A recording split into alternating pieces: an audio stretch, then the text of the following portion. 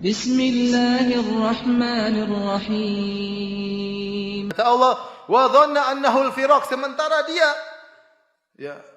yakin dia akan meninggalkan dunia ini. Al-firaq artinya dia akan meninggalkan dunia. Sudah, ini kondisi di sakaratul maut.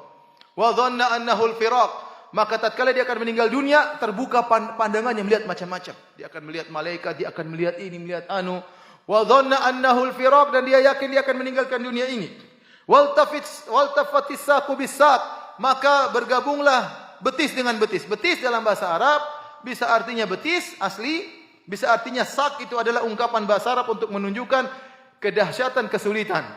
Sehingga para ulama menafsirkan ayat ini juga beberapa pendapat. Tadi mengatakan waltafatis saqu bis-saq, tatkala kakinya sudah ditempetkan kanan dan kiri, sudah kering, ditempetkan, diikat dengan kain kafan. Waltafatis saqu bis-saq. Kita semua akan demikian. Tidak bisa lagi kita majukan, mundurkan, tidak, digabungkan, diikat dengan kain kafan. Ini pendapat.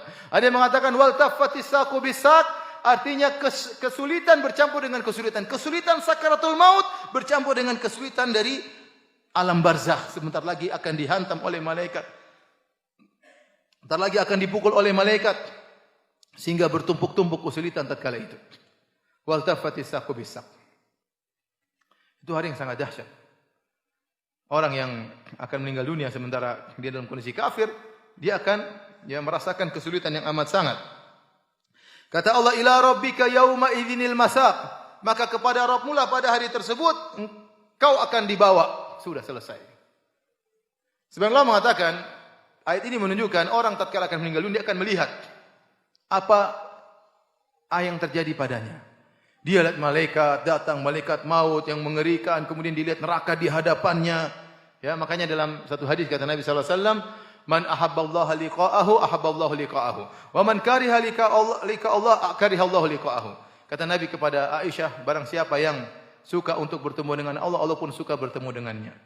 Dan barang siapa yang benci untuk bertemu dengan Allah, maka Allah pun benci bertemu dengannya. Maka Aisyah berkata, "Ya Rasulullah, bagaimana? Kulluna nakrahul maut." Kita semua tidak suka mati. Kata Rasulullah, bukan begitu wahai Aisyah. Maksudnya seorang akan meninggal dunia, kalau seorang mukmin akan meninggal dunia, busyira, maka diberi kabar gembira tentang kebahagiaannya, tentang surganya, maka dia ingin segera meninggal dunia supaya bertemu dengan Allah Subhanahu wa taala. Adapun orang kafir, pelaku maksiat, maka tatkala akan meninggal dunia akan dilihatkan bagaimana azab yang akan dia rasakan, hukuman yang akan dia rasakan, maka dia benci untuk mati, semakin tersiksa. Itulah maksud dari hadis ini. Sehingga dijadikan oleh para ulama firman Allah, ila rabbika yauma idzinil masaq, maka pada hari tersebut dia akan dibawa sesuai dengan aturan Allah. Sebelum dia meninggal dia sudah melihat berbagai macam kondisi yang buat dia ketakutan. Kata Allah Subhanahu wa taala, fala saddaqa wala shalla. Dia waktu di dunia tidak pernah bersedekah atau tidak pernah membenarkan Allah dan Rasulnya, wala shalla, dan dia tidak pernah salat. Abu Jahal dan teman-temannya. Walakin kadzdzaba wa tawalla, akan tapi dia mendustakan dan berpaling. Tsumma dhahaba ila ahli yatamatta, ini sikapnya di dunia. Inilah kalau dia meninggal begini, di dunia kayak apa dulu? Dunia dulu tidak pernah membenarkan. Selalu mendustakan, berpaling, dibacakan ayat Allah berpaling, tidak pernah mau salat, tidak pernah mau sujud, sombong angkuh. Tsumma dhahaba ila ahli yatamatta, kemudian dia berjalan menuju keluarganya dalam kondisi yatamatta, sombong dan angkuh, sudah tidak salat, tidak beriman, mendustakan agama, berpaling, sombong lagi. Aula laka fa aula, celakalah bagimu. Ini ungkapan aula artinya celaka. Celaka kepada engkau. Summa aula laka fa aula, celaka bagi engkau, celaka bagi engkau. Allah ulangi aula 4 kali. Celaka, celaka, celaka, celaka. Karena disebutkan sebelumnya juga 4 kesalahannya, yaitu fala saddaqa wala shalla walakin kadzdzaba wa tawalla. 4 perkara. Maka Allah mengatakan celaka, celaka, celaka, celaka. Dan Allah kalau sudah menghukum, menyiksa, detail. Setiap dosa ada hukumannya. Detail, tidak ada yang tidak detail. Di akhirat semuanya apa? Detail. Ente melakukan kebajikan, detail juga Allah akan balas.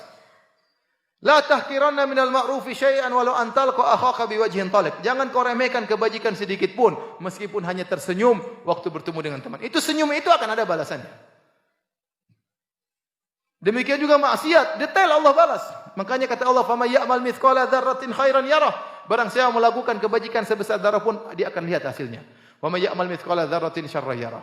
Barang siapa melakukan keburukan sedikit pun dia akan melihat hasilnya. Tatkala Abu Jahal fala saddaqa wala shalla walakin kadzdzaba wa tawalla. 4 perkara dilakukan. Dia tidak membenarkan, dia tidak salat, dia mendustakan, dia berpaling. Kata Allah, aula laka fa aula, thumma aula laka fa aula. Celaka engkau, celaka engkau, celaka engkau, celaka engkau.